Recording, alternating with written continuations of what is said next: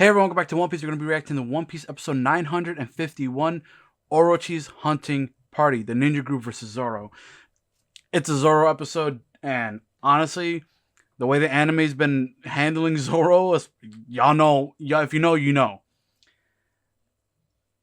I'm excited. I'm really excited for this episode just to see what they do and just overall.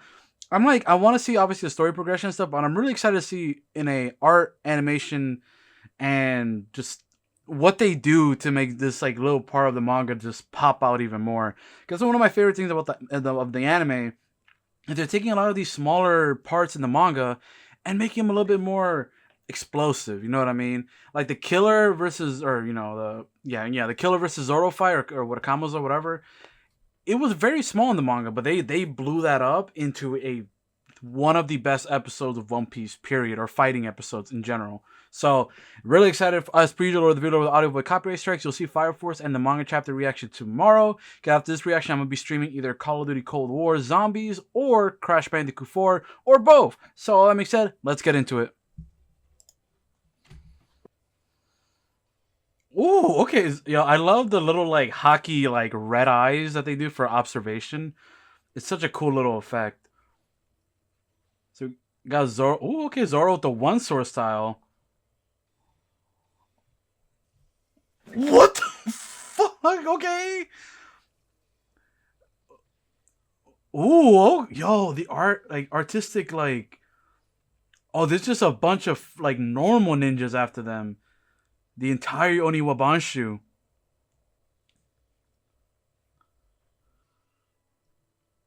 Yo, Zoro running. Why is he glowing? Why is it rainbow colored? When was the last time we saw him use that move? Like fucking Kaku? That's the last time I remember. He did the tower climb and the return. Good lord, why was he glowing? Oh, what? Bro, I can't process what's happening. Oh, okay, hockey swords. Okay. Bro, episode, calm down. I can't. This is so cool. Ooh, okay. What the?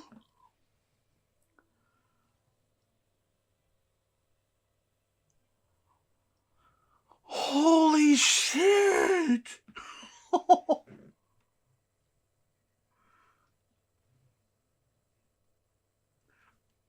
Okay, now that I got a moment to breathe. Whoa. Yo, okay. Or we're only 6.5 minutes. 3 of the minutes was opening and recap. So we're only 3 minutes into the episode, technically. And holy shit, the animation. Like, oh my god. The single frame stuff. Like, there were like 15 different thumbnails I can make already with just this first 3 minutes. Oh my god.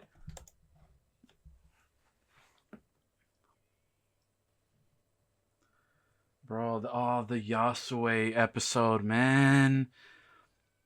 That is, oh man. The fact that she had to see all of this happen.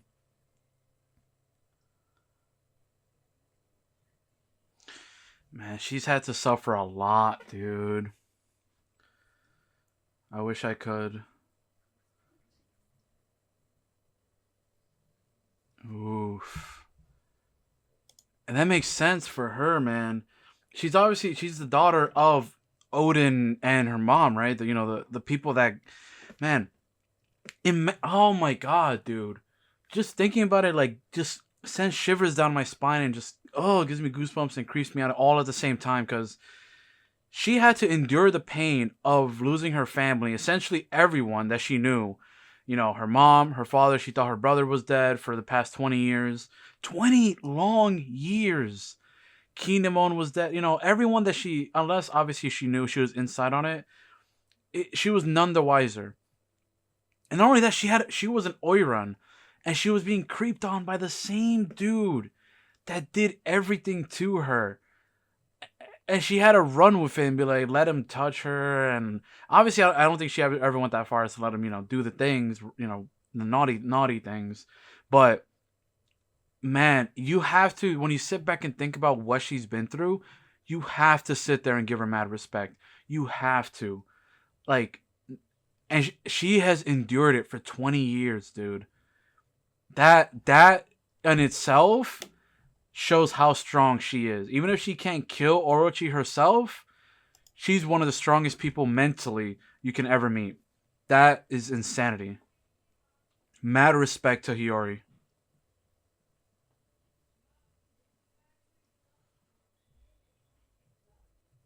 Oh, Law's getting the opening, the Luffy opening treatment with the chains.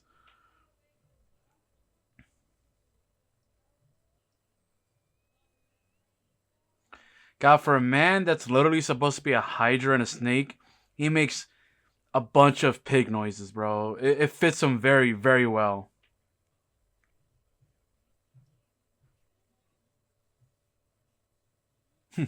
I think Sanji Loki likes that they're considered villains. I mean, they're pirates, so in a way, it kind of makes sense, right? Also, Shinobu with that Wanna poster, I don't think they're gonna recognize you, homegirl.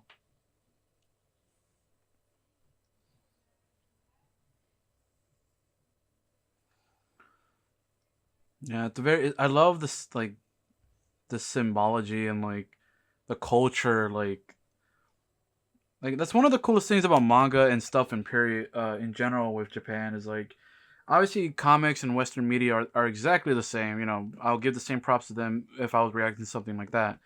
But the fact that they're managed to inject a lot of their culture, especially because One Piece isn't like One Piece. The world is not a Japanese world, right?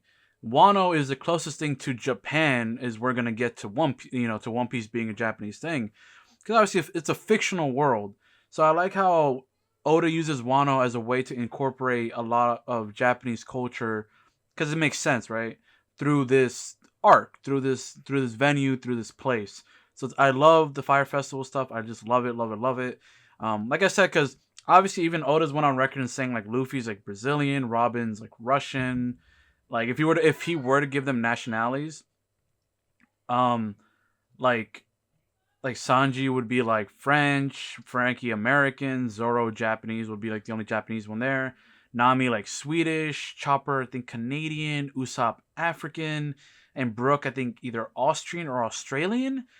I think that's all. I think that's in here the entire crew.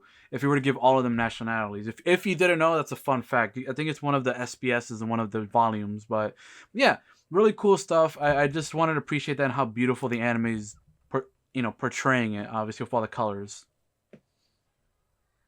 Oh my god, he sounds like what's his face? Like when he was Nightmare Luffy. I kind of like that little. I don't know if that's a connection on purpose, but because he was all zombie like, but he sounds like Nightmare Luffy.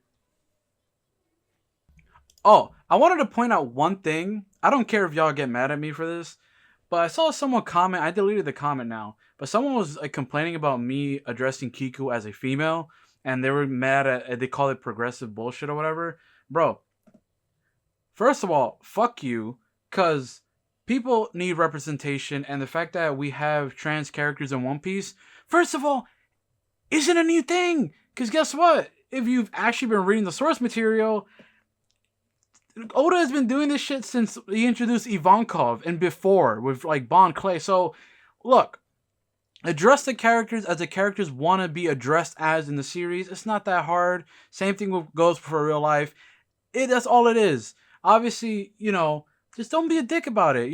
So that's just one thing I really wanted to point out because I don't know if they've been reading the same series as we all have been, but Oda has been progressive as hell with a lot of his characters since before Wano. So I don't know where people are getting like with this weird connotation from or this weird idea from. So nice, nice, nice. So Yasuo right before he died gave an updated location. But we got Law's entire crew, which aside from the giant and Beppo, it's like is anyone else even important? Wait, but couldn't you can only cut me up after you've killed? that makes sense. But inside room, Law doesn't like fatally cut you. He just severs you. So that begs the question: would he sever the people instead of Hawkins? Which again, that would make Hawkins even more busted. Cause I know it might sound dumb to ask that, but I'm just saying because it's a very physical thing. So and it's only incorporated in the room. So if he sliced Hawkins in half, would it again? Because it's not a fatal wound because there's no blood or nothing. Would it transfer to one of the lives he has, and then that person would just get sliced in half and die? Or is there like a scapegoat or little tiny note maybe in the patch notes that maybe like what if Law could like do active surgery and remove the straw dolls from his body? I don't know. There's just some theoretical stuff I'm thinking about because I'm just wondering because what if Law could do that? But obviously we got to move the plot forward, so we need tension. But just a random thought. Okay, so maybe not. Yeah, it seems like he can't because it's definitely an ability thing. He has to actively unlock or like release them. So okay, it's not just straw bodies inside him. It's part of his ability. So he needs to actively free them. So no, okay, I answered my own question.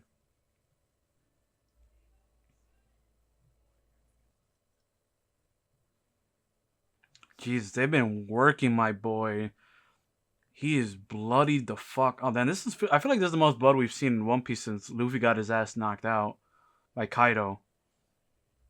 Well, okay, you got Luffy practicing his hockey.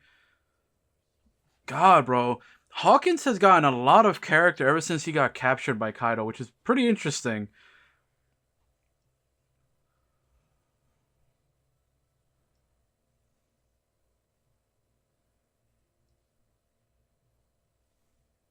Interesting. Interesting. Giving that little seed of doubt with our boy. Oh man. Interesting. Very interesting stuff. So that was the episode. Honestly, start off massive, massive bang. Huge, massive, like fucking Zoro set piece was very, very cool to look at, very well animated. The whole episode was beautiful to look at as per usual with the One Piece Wano anime. Um, yeah, just phenomenal, phenomenal stuff on the sense of art and animation as per usual. Soundtrack was on point. We got some story progression. We got like a nice little nugget of what's Law gonna say? Like nice little little right cutoff, right? I like that. I like that ending. Um, enough intrigue, but enough to like keep you like, what the fuck is he gonna betray them, or is it like like you know what I mean? So hey man, I always appreciate a nice, beautifully animated Zoro episode. But yeah, pacing obviously not the fastest, not the slowest, but it's a little like it's in the middle, a little bit slower than it's like slightly below the 50-50 mark in terms of pacing. But it is what it is with One Piece. As at least at the very least, the anime is making shorter parts and stuff and expanding on them, making them a lot more enjoyable and a lot more easier to digest than the manga's breakneck speed.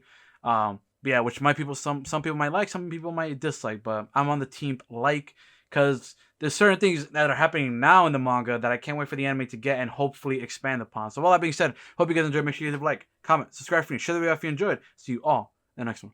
Bye, guys.